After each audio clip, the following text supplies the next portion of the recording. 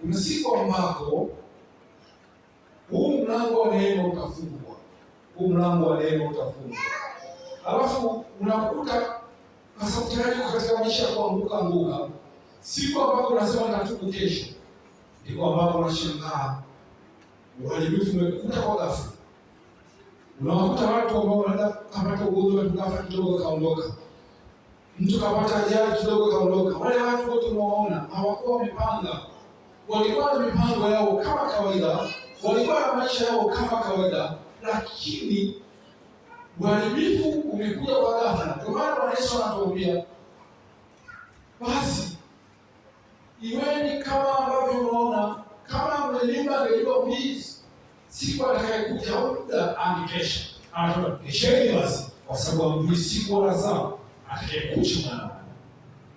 Tunapaswa kuishi maisha mema ya kupendeza, na ndiko Baba yetu wa mbinguni atakufurahia, na ndivyo utakupendwa sana na kuitwa ewe upendwaye. Basi mwambie Bwana, Baba, katika jina la Yesu Kristo wa Nazareti, tazama tumezungumza maneno matakatifu yenye kutia uzima. Naomba watoto wako hawa, wewe mwenyewe katika maneno haya ambayo ya kwako mwenyewe yenye kuleta uzima, achilia uzima ndani yao.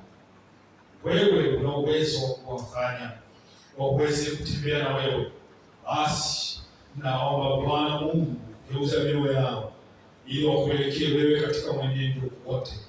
Nami mtumishi wako pia nisogeza mbele zako Bwana, nisiwe watu wa kuwahubiria wengine alafu mimi nikawa ni mtu wa kupotea kama vile Paulo alivyozungumza.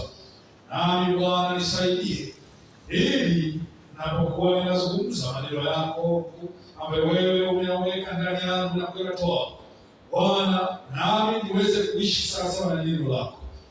Asante kwa neema yako mtakatifu. Roho Mtakatifu, ninakushukuru kwa sababu umekuwa pamoja nasi. Endelea kuwa pamoja nasi tena katika kipindi kinachoendelea. Ibarikiwe jina lako, tunakushukuru. Tumpigie Bwana Yesu makofi.